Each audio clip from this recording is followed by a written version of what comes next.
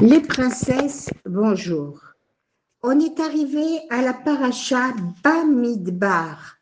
La section de Bamidbar est systématiquement lue avant la fête de Shavuot.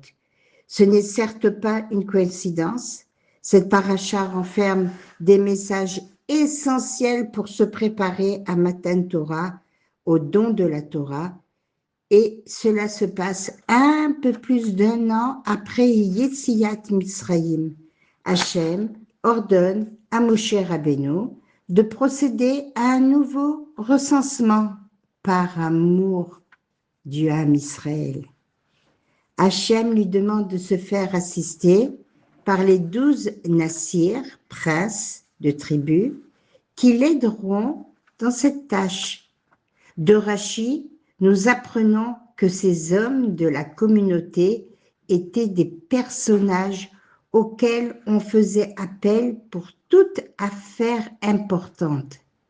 Ils étaient des nassirs, des princes de tribus et des chefs de milliers. En somme, les plus adaptés à accomplir cette mission. C'est seulement après qu'Akadosh Baruch Hu eut nommé ces hommes que Moshe Rabbeinu convoqua la communauté pour commencer leur décompte.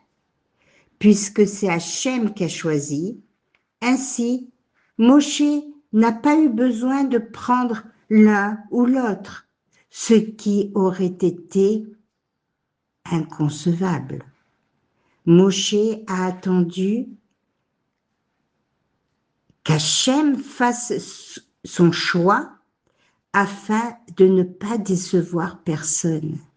Regardez la sensibilité des autres prétendants. Il ne voulait pas toucher la sensibilité de prendre l'un par rapport à l'autre. Comprendre que la génération de Matan Torah qui a reçu la Torah et vécu 40 ans dans le Midbar, les enfants du désert, on les appelle, est appelé aussi le Dor Déa, la génération de la sagesse.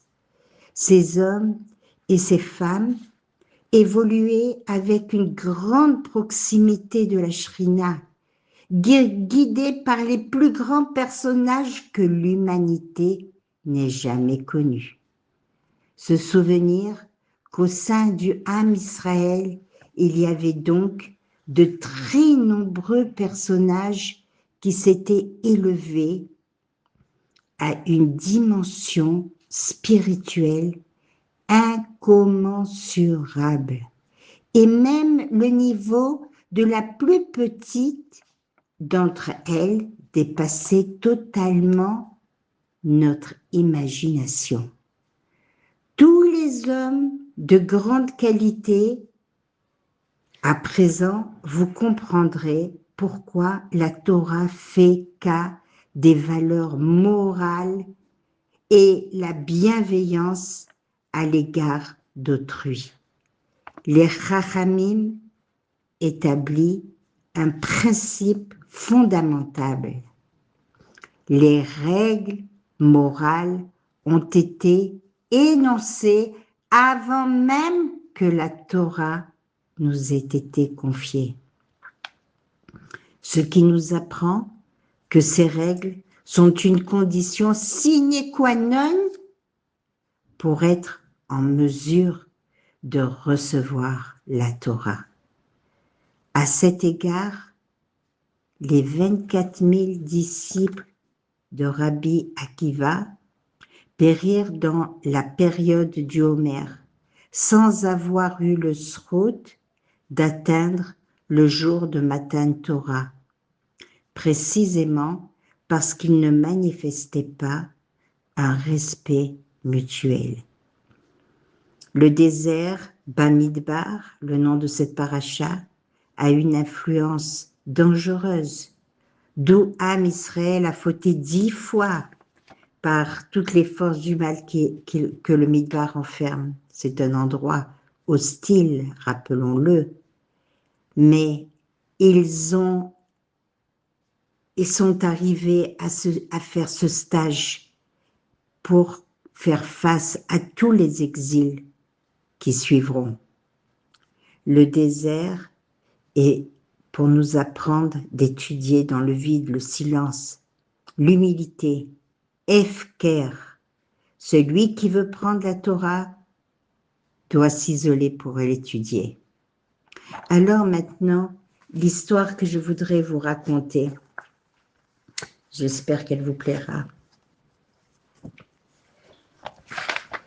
La vérité, c'est que je n'ai jamais eu de lien avec la religion. C'est sur ces mots que Moshe ouvre son récit.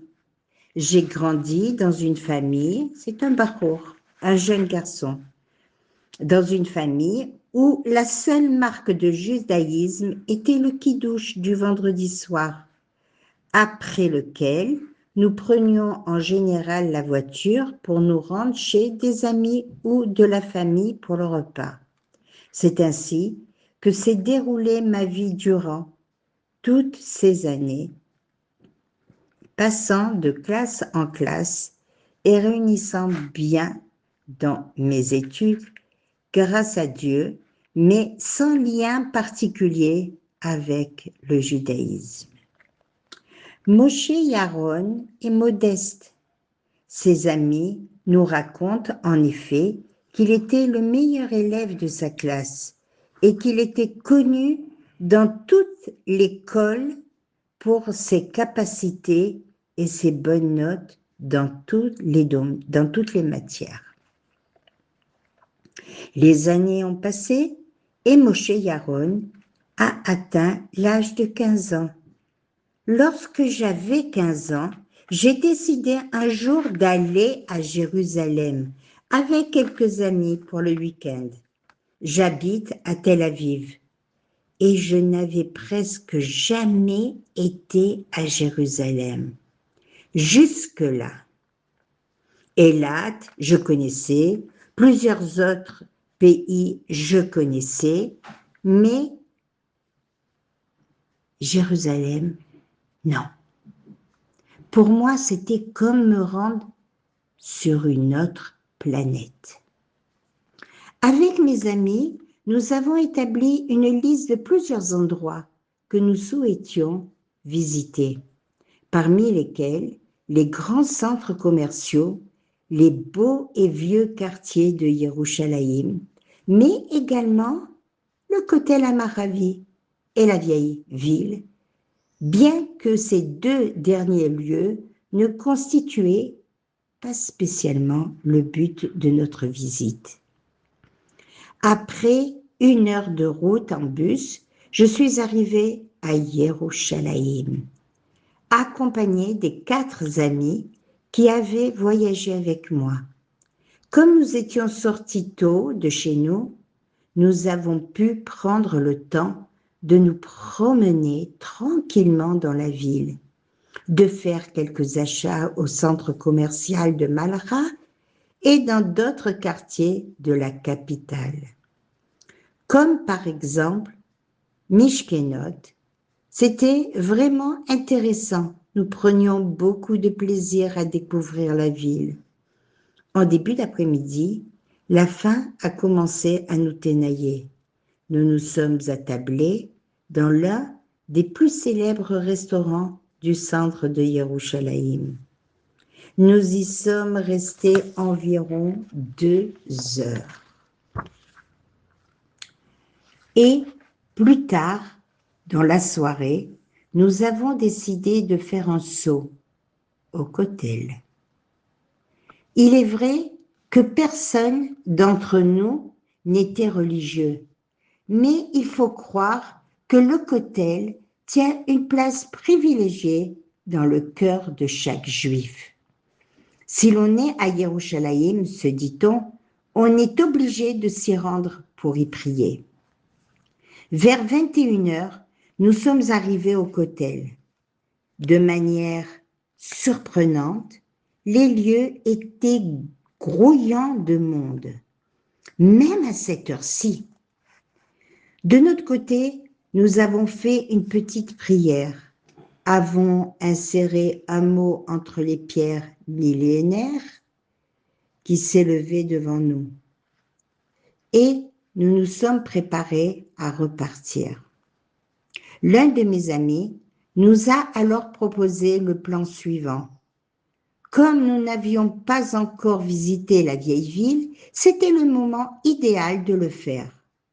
De là-bas, nous regagnerons le centre-ville, d'où nous prendrions le bus en direction de Tel Aviv. Son idée nous a plu à l'unanimité. Nous avons gravi rapidement les escaliers en direction du vieux quartier. Alors que nous déambulions au hasard des ruelles de la vieille ville, j'ai soudain entendu un bruit perçant émanant de l'une des fenêtres situées au-dessus de ma tête. Les rues étaient plutôt silencieuses à cette heure tardive de la soirée, et je ne comprenais pas quelle était la nature de ce vacarme.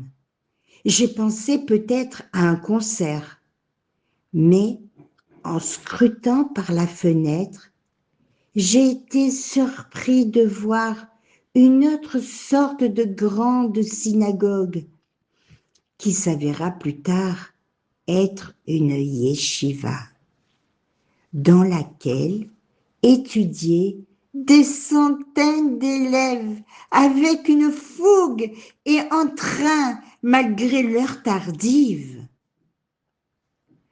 J'ai regardé subjugué. Je ne savais pas qu'une telle chose pouvait exister sur Terre. Je comparais leur entrain avec le mien lorsque je révisais mes examens.